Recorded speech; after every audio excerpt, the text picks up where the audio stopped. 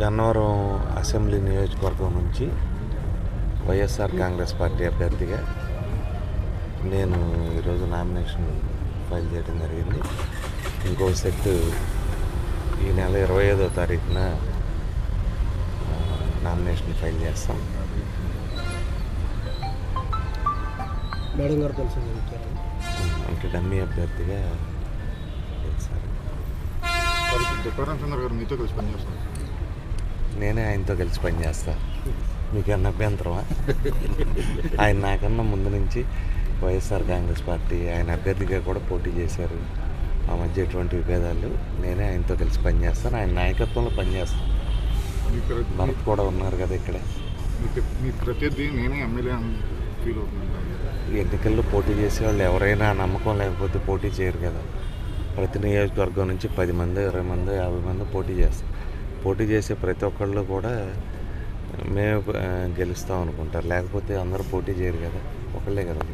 Election ముందు దొంగ పట్టాలు వేస్తున్నారు, అవి తీసుకోవద్దని ఎక్కడ జరగలేదు.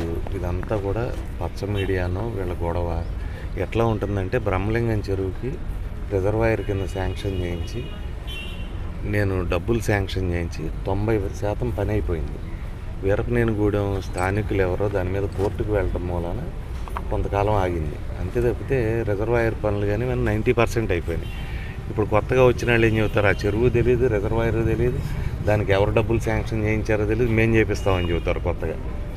అంటే ఇదివరకు ఇట్లా కొంతమంది ఉండేవాళ్ళు, రేపు ఎల్లుండో ప్రభుత్వం ఒక పని చేస్తుందంటే ముందు రోజు ధర్నాకు కూర్చునేవాళ్ళు కొంతమంది, కొన్ని పార్టీల వాళ్ళు. అట్లా ఈ మధ్య కొంతమంది ఏంటంటే అయిపోయే పని మేము చేస్తామని చెబుతారు.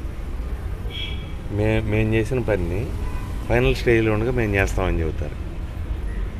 ఇదివరకులో అలాగే ఇళ్ల పట్టాలు ఎంఆర్ఓ గారులు కానీ లేకపోతే స్థానికంగా కానీ ఇచ్చేవి కాదు. అవన్నీ కూడా సెంట్రల్ సర్వర్లో స్టేట్ గవర్నమెంట్ జగన్మోహన్ రెడ్డి గారు ఫోటో పెట్టి రాష్ట్ర ప్రభుత్వం అధికారికంగా ఇస్తూ ఉంది. ఇదివరకులాగా ఇచ్చినటువంటి ఫిజికల్ పొజిషన్ సర్టిఫికేట్లు కానీ పట్టాలు కానీ కాదు.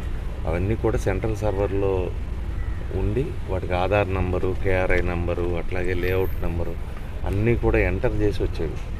కాబట్టి అట్లా జరగటానికి అసలు ప్రసక్తి లేదు.